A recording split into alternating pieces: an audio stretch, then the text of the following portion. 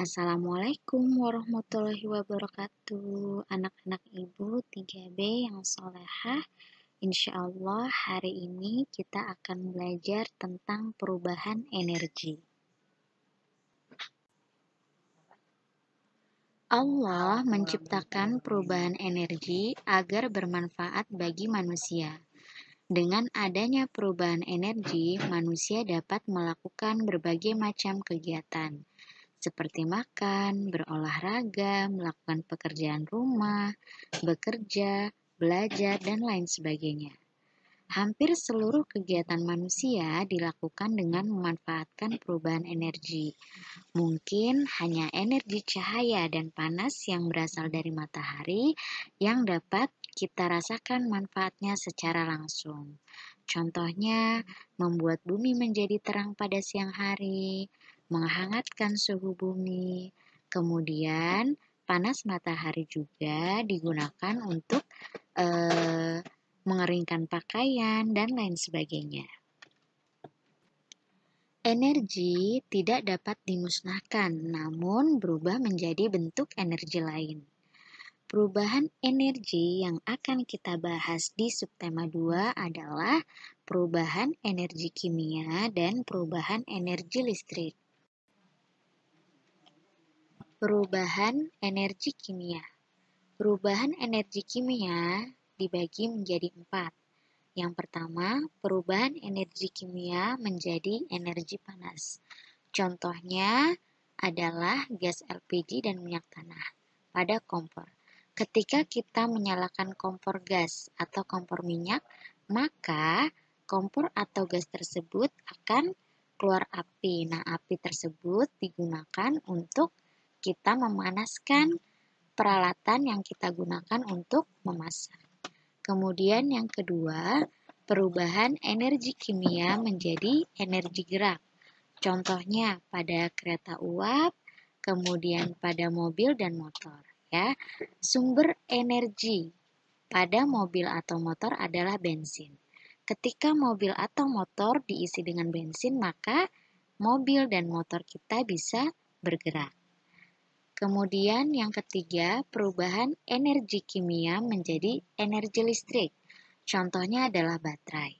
Ya, ada beberapa peralatan yang menggunakan baterai. Contohnya senter. Ya, senter, kemudian radio, ada juga yang menggunakan baterai. Kemudian arloji dan mainan. Ya, ketika kita masukkan baterai, maka senter, radio, arloji, mainan tersebut dapat kita manfaatkan. Kemudian yang keempat adalah perubahan energi kimia menjadi energi cahaya.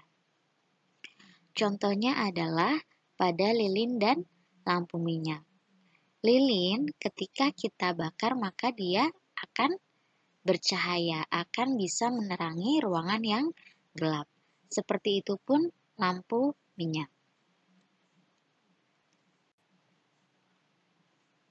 Yang berikutnya perubahan energi listrik. Dibagi 4 juga. Perubahan energi listrik menjadi energi panas, contohnya setrika listrik, kompor listrik, rice cooker, yang ketika kita nyalakan, maka setrika akan menjadi panas, kompor listrik akan menjadi panas, dan rice cooker akan menjadi panas dan dapat kita gunakan untuk menanak nasi. Kemudian yang kedua, perubahan energi listrik menjadi energi gerak. Contohnya kipas angin, mixer, mesin jahit listrik, dan lain-lain. Ketika kita nyalakan, maka kipas angin akan bergerak, akan berputar, begitupun juga mixer. Kemudian yang berikutnya, perubahan energi listrik menjadi energi bunyi. Contohnya radio, bel listrik, televisi. Ya, ketika sudah kita sambungkan ke listrik, maka radio akan menyala dan akan keluar bunyi. Begitu juga televisi. Yang terakhir adalah perubahan energi listrik menjadi energi cahaya. Contohnya adalah lampu, kemudian televisi juga bisa. Jadi lampu ketika kita nyalakan maka lampunya akan menyala. Kemudian televisi pun sama. Ketika kita nyalakan maka tadi akan selain mengeluarkan bunyi, televisi juga mengeluarkan cahaya.